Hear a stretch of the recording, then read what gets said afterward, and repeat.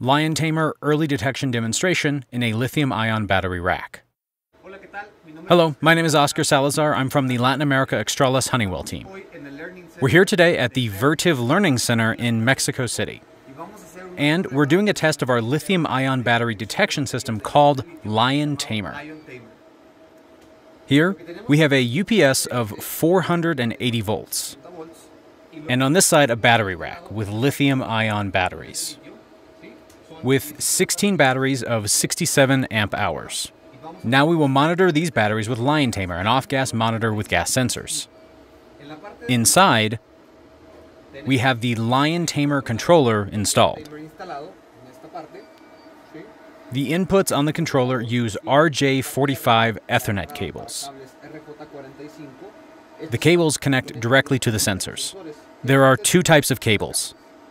Blue is for the reference sensors, just like the one over here, which is used to measure any false positive in the space not caused by the battery in the environment, so we don't get a false alarm. The black cable is for the detector monitoring the battery racks to the monitor sensors from each rack. Down here, we have a serial cable that's connected to our PC to monitor real-time sensor readings and monitor any changes when a gas bump test is performed. Here, we have the digital outputs from the system, where you can connect output relays, and all of this is connected to the battery management system, monitoring the lithium-ion batteries to let the BMS know when to shut down power on the batteries and stop charging. This means to disconnect the charge of the lithium-ion batteries in case of an emergency. Lithium-ion batteries charge quickly, they have a long life, and they're light in weight.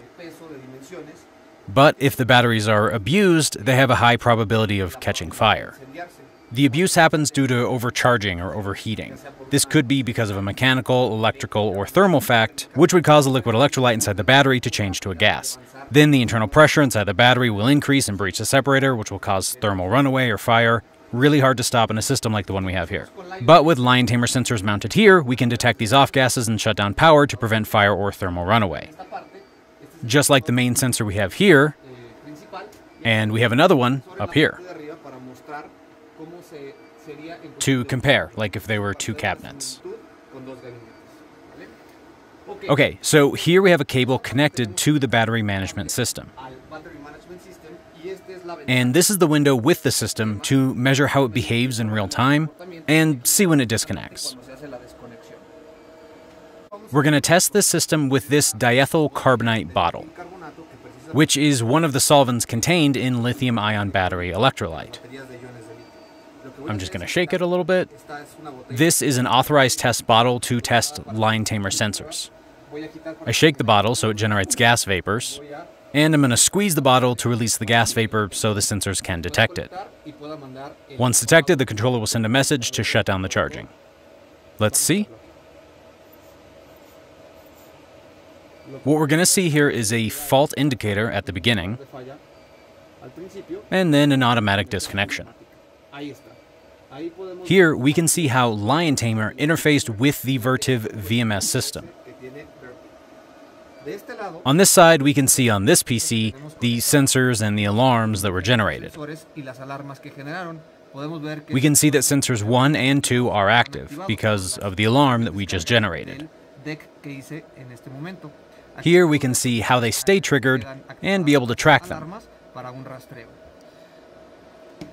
On this side, we have this red sign, which indicates that something happened in the rack VMS. And here we can see an automatic alarm called eStop, which stands for emergency stop. So we can see through Lion Tamer and the VMS, we can generate and see alarms simultaneously. Reference sensor. What is a reference sensor? They're sensors, like the one here, located at the physical entrance, like doors or air conditioning vents, and they're used to detect volatile organic compounds or other gases that may trigger a false positive. In other words, these sensors will prevent false alarms from similar gases not related to the lithium-ion batteries, and notify the controller to prevent a false positive. Let's do the test here.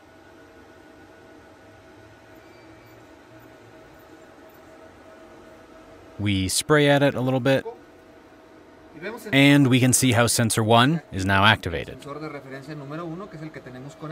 Here you can see the actual status as active. So when that sensor is activated, let's spray some gases again here.